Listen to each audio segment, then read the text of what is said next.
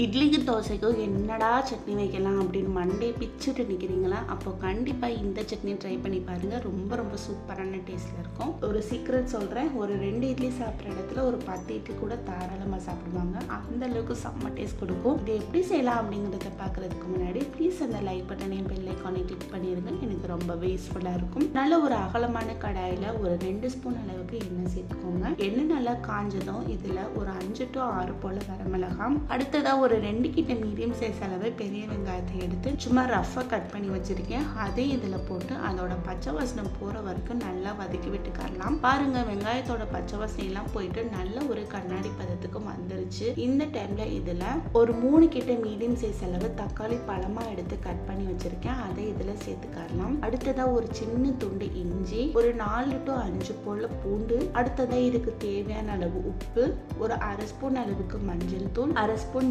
ஜீரகம், ஒரு சின்ன துண்டு புளி, இதையும் அது கூட போட்டு அது கூட சேர்த்து நல்லா வதக்கி விட்டுக்கலாம். போட்டு தக்காளி நல்லா சாஃப்டா வதங்கி வரணும். அது வரைக்கும் இதை நல்லா வதக்கி விட்டுட்டே இருங்க. வதக்கி விட்டுட்டே இருக்கும் போது ஒரு பெரிய கைப்பிடி அளவுக்கு கருவேப்பிலை எடுத்து உச்சமே இல்லாம போட்டுருங்க. ஏன்னா கருவேப்பிலை நம்ம வீட்டுல யாருமே சாப்பிட மாட்டாங்க. இந்த மாதிரி சட்னியில போட்டு அரைச்சு கொடுக்கும் போதுதான் நல்லா சாப்பிடுவாங்க. அதனால கூச்சமே இல்லாம கொஞ்சம் நிறையவே எடுத்து போட்டு அதையே சேர்த்து நல்லா வதக்கி விட்டுட்டு ஒரு 5 நிமிஷத்துக்கிட்ட மூடி வச்சிடலாம். தக்காளி நல்லா சாஃப்டா வதங்கி வரட்டும். ஒரு 5 நிமிஷத்துக்கு அப்புறம் ஓபன் பண்ணி பார்த்தீங்கன்னா சூப்பரா தக்காளி நல்லா சாஃப்டா வதங்கி வந்துருச்சு. இந்த டைம்ல இதை நல்லா மிக்ஸ் பண்ணி விட்டுட்டு இது நல்லா ஆறி வந்த பிறகு ஒரு மிக்ஸி ஜார்ல போட்டு நல்லா சட்னி பதத்துக்கு அரைச்சி எடுத்துட்டு ஒரு பாத்திரத்துல சேர்த்துக்கலாம். இப்பவே சட்னி ரொம்ப ரொம்ப சூப்பரான டேஸ்ட்ல தான் இருக்கும். இன்னும் கொஞ்சம் டேஸ்ட் இருந்தா நல்லா இருக்கும் அப்படிங்கிறதுக்காக குட்டியா ஒரு தாளிப்பு ரெடி பண்ணிடலாம். அதுக்கு ஒரு குட்டி கடாயில ஒரு 2 ஸ்பூன் அளவுக்கு எண்ணெய், உளுந்து, கடுகு, கருவேப்பிலை இது எல்லாத்தையும் போட்டு நல்லா புசு புசுன்னு தாளிச்சுட்டு